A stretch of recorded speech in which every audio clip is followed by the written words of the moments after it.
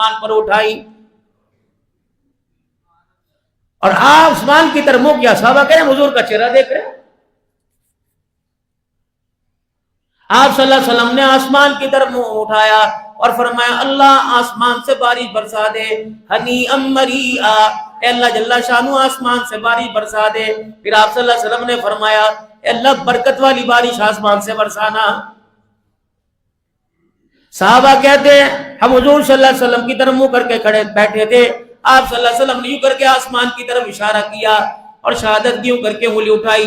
آپ صلی اللہ علیہ وسلم کا بھی چہرہ نیچے نہیں آیا تھا. پورے مدینے کے اطراف کے اندر بادل آ گئے. نبوت کی نگاہیں ہمارے طرف پڑنے سے پہلے آسمان سے بارش برسنا شروع ہو گئی. بس اتنی دیر تھی وہ گاؤں کا رہنے والا. اللہ اکبر، وہ بدو واپس چلا گیا. ہفتہ اتوار پیر منگل بدھ جمعرات اور جمعہ 8 دن تک بارش ہوتی رہی. 8واں دن ہوا آپ صلی اللہ علیہ وسلم پھر منبر پر تشریف فرما ہوئے. جمعے کا خطبہ آپ صلی اللہ علیہ وسلم نے ارشاد فرمایا. وہی بدو وہی گاؤں والا حضور کی خدمت میں دوبارہ آ گیا اور اس کے چہرے پہ مسکراہٹ تھی. اور آپ صلی اللہ علیہ وسلم سے کہا کیف یا رسول اللہ. آپ صلی اللہ علیہ وسلم پھر خاموش ہو گئے. یا رسول اللہ آپ کو پتہ ہے مدینے کی گلیوں میں کتنی جلتل ہو گئی، یہاں تک کہ گاؤں گلیوں کے اندر پانی کھڑا ہو گیا. ہمارے مویشی بھی خوشحال ہو گئے، ہماری عورتوں بھی سیراب ہو گئی، ہمارے بچے بھی خوشحال ہو گئے. اللہ کے نبی صلی اللہ علیہ وسلم اب آپ اللہ سے دعا فرما دے اللہ جل شانہ بارش کو روک دے.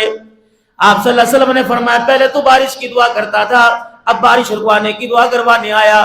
آپ نے پھر نبوت والی نگاہ آسمان کی طرف اٹھائی. آپ نے دعا فرمائی اللہم ہوا الینا ولا علینا.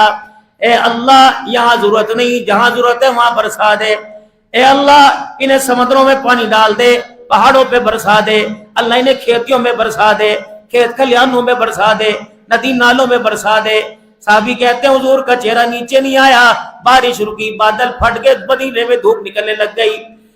صحابہ کہتے ہیں ہم جمعے کی نماز پڑھ کے جب مدینے کی گلیوں سے باہر نکلے، جب آئے تھے پانی اتنا کھڑا تھا. جب نماز پڑھ کے باہر نکلے مدینے کی گلیوں سے پانی اتنا خشک ہو گیا جیسے لگا جیسے کبھی بارش ہوئی نہ ہوئی ہو. اب وہ بدو حضور صلی اللہ علیہ وسلم سے کہنے لگا یا رسول اللہ اتنی جلدی؟ اللہ اکبر، آپ کا آرڈر تو آسمانوں پر چلتا ہے. آپ مسکرائے. آپ نے فرمایا آرڈر میرا نہیں چلتا، آرڈر تیرا چلتا ہے. ارادہ تو لے کے آیا، تیرے ارادے کو میں نے اللہ کو بتایا. اللہ جل شانہ نے جیسا تو ارادہ لے کے آیا آسمانوں سے ویسی فیصلہ فرما دیا ہے. اب یہاں ایک بات ذہن کے اندر آئی. افطاری کے وقت دعا کر رہے ہیں، سحری کے وقت دعا کر رہے ہیں، نظر تو میری سموسوں کی طرف ہے، نظر تو میری پکوڑوں کھجوروں کی طرف ہے. دعا بھی کر رہے ہیں اے ادھر کر دے ادھر کر دے، پانی وہاں رکھ دے کھجور یہاں کر دے. اللہ کہہ رہے دعا یہاں کر، یہ کیا کر رہے ہے تو تیرے لیے. اتنی یکسوئی کے ساتھ دعا ہو بلکہ قبلہ رخ ہو کے بیٹھ جایا کرو. کوئی تو اس دعا کا وقت ہوگا، کوئی تو اس دعا کی قبولیت کی گھڑی ہوگی کہ آسمان سے فرشتے تیرے میرے گھر میں، آسمان سے فرشتے آپ کے میرے گھر میں، آپ کے میرے ارد گرد آ کے بیٹھ جاتے ہیں. کوئی تو میرے عزیز ایسی وجہ ہوگی کہ 12 گھنٹے بھوکا رہنے پر اللہ جل شانہ کی رحمت والی نگاہوں میں اتنا محبوب ترین بن جاتے ہیں کہ اللہ ہمارے منہ کی ہواڑ کو دیکھ کر اللہ جنت کے دروازوں کو کھول دیتا ہے. فرمایا جب روزہ دار روزے کے وقت دعا کرتا ہے اللہ جل شانہ ساری مخلوق کی ڈیوٹی اس کی دعا پر آمین کہنے کے لیے لگا دیتا ہے. اسی لیے میرے محترم دوستوں بزرگوں، میں نے آپ سے شاید پچھلے جمعے بھی عرض کیا تھا کہ جہاں خود دعا کرتے ہو ہاتھ اٹھا کر وہاں اپنی مستورات کو، اپنے بچوں کو بھی ساتھ بٹھایا کرو. یہاں تک کہ افطاری کا کھجور کا دانہ منہ میں ہوتا ہے اور گھر والوں کو واضح آجا چولہا بند کر دے آجا. نہیں یہ اللہ سے مانگنے کا وقت ہے. کم از کم 10 منٹ پہلے افطاری کا دسترخوان سجاؤ، اللہ کا ذکر جتنا ہو سکے اللہ کا ذکر کرو اور اس کے بعد درود شریف کا اہتمام کرو. جتنا درود شریف پڑھے سونے آقا محمد عربی صلی اللہ تعالی علیہ وسلم پر، پھر ہاتھ اٹھا کر اللہ کی حمد و ثنا بیان کرو. پھر آپ صلی اللہ علیہ وسلم پر درود شریف، پھر قرآن پاک کی جو بھی مسنون دعائیں ربنا آتنا فی الدنیا حسنہ وفی الآخرۃ حسنۃ وقنا عذاب النار ربنا ظلمنا انفسنا وان لم تغفر لنا وترحمنا لنکونن من الخاسرین. پھر اللہ سے مانگنا شروع کر دو، اداؤں سے، وفاؤں سے۔ اگر رونا نہیں آتا، رونے جیسی شکلیں بنا لو۔ اللہ اکبر، قبولیت کا وقت ہے۔ فرمایا میرا امتی اس وقت دعا کے لیے ہاتھ اٹھایا کر، اس وقت جب تو دعا کرتا ہے اللہ فرشتوں کو آمین کہنے کے لیے زمین پہ بھیج دیتا ہے۔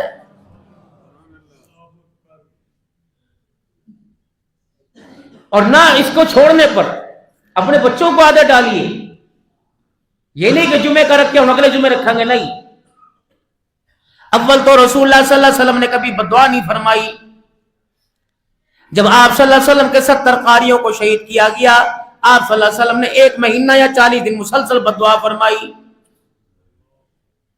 یعنی قرآن کے قاریوں کا اللہ کے نبی کے نزدیک کتنا بڑا مقام ہے۔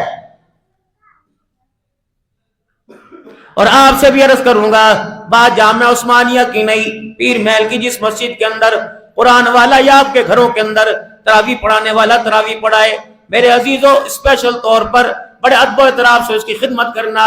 اللہ اکبر، آپ کو بچہ آپ کے گھر کے اندر پوئم سنائے گا، چھوٹے بچے کو آگے کرتے ہیں، دادے کو یہ سنا، نانے کو یہ سنا، میرے بیٹے کو یہ آتا ہے، میرے بیٹے کو یہ آتا ہے۔ آپ کا بچہ اللہ اکبر آپ کو 2 باتیں سنائے، 1000 کا نوٹ نکل آتا ہے۔ جس قرآن پڑھنے والے نے الف لام میم سے لے کر ہم سے لے کر والناس سنایا، محترم دوستو بزرگوں، اگر قرآن پاک کی عظمت دل کے اندر ہوگی تو قرآن پڑھنے والے کا احترام بھی دل کے اندر آئے گا۔ اور یہ اللہ سال کے بعد موقع عطا فرماتے ہیں۔ کیا پتا قرآن پڑھنے والا اور قرآن پڑھنے والوں پر خرچ کرنے والوں کو اللہ قیامت کے دن اکٹھا جنت کے اندر داخل فرما۔ رمضان المبارک کا مہینہ، اس کا شیڈول طے کریں۔ فجر کی نماز کے بعد محترم دوستوں بزرگوں 20 سے 25 منٹ اتنا ہی وقت ہوتا ہے۔ فرمایا کم سے کم سال کے اندر اگر رمضان المبارک کے اندر قرآن پاک کا ختم کرے، اگر 15 پارے بھی رمضان المبارک میں اس نے ختم نہ کیے، وہ اپنے ایمان کی خیر منائے۔ 15 پارے جو نہیں پڑھ سکتا اس کا ایمان خطرے میں ہے میرے بھائی۔ اب اللہ جل شانہ نے اپنے بندوں پر بڑا احسان فرمایا۔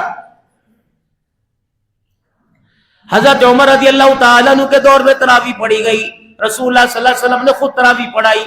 ایک دن آپ صلی اللہ علیہ وسلم مسجد میں تشریف لائے، صحابہ اکرام کا مجمع تھا، آپ نے اکٹھا کیا، آپ نے نماز پڑھائی۔ دوسرے دن مدینے کے اطراف میں خبر مل گئی، پھر آپ نے صحابہ اکرام کو اکٹھا کیا، آپ نے تراویح کی نماز پڑھائی۔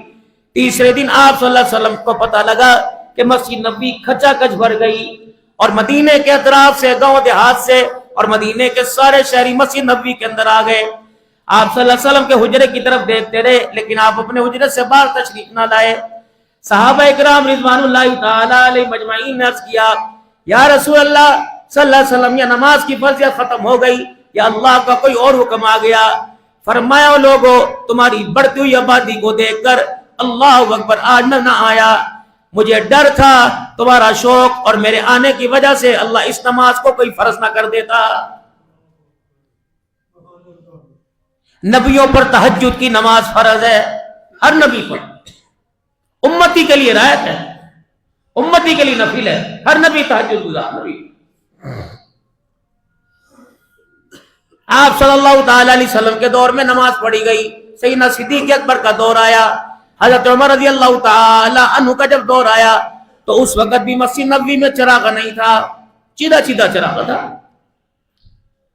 عشاء کی نماز کا وقت ہوا، حضرت علی رضی اللہ تعالی عنہ مسجد نبوی میں تشریف لائے اور ساری مسجد کو روشن دیکھا۔ مسجد نبوی کے دروازے پہ کھڑے ہو کر حضرت علی رضی اللہ تعالی عنہ پوچھا، یہ چراغ مسجد کے اندر کس نے کر دیا؟ کسی نے کہہ دیا تجھے نہیں پتا، یہ تیرے بھائی عمر بن الخطاب رضی اللہ تعالی عنہ نے مسجد نبوی میں چراغ جلا کے مسجد نبوی کو روشن کر دیا۔ حضرت علی رضی اللہ تعالی عنہ نے حضرت عمر کا انتظار نہ کیا یا گھر جا کر عمر رضی اللہ تعالی عنہ کے دروازے پہ دستک نہ دی، بلکہ وہیں کھڑے حضرت علی رضی اللہ تعالی عنہ نے اپنا دامن پھیلایا کہ اللہ عمر کی قبر کو روشن کر دے جس نے تیرے گھر کو روشن کر دیا ہے۔ کتنی بڑی دعا!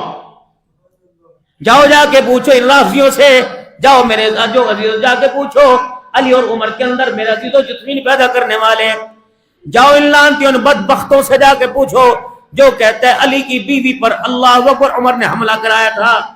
جاؤ جا کے پوچھو ان بدبختوں سے، ان وقت کے ملعونوں سے جو کہتے ہیں سیدہ فاطمہ الزہرا کے پیٹ پر حضرت عمر نے لات مار کر حضرت علی کا بچہ ضائع کر دیا.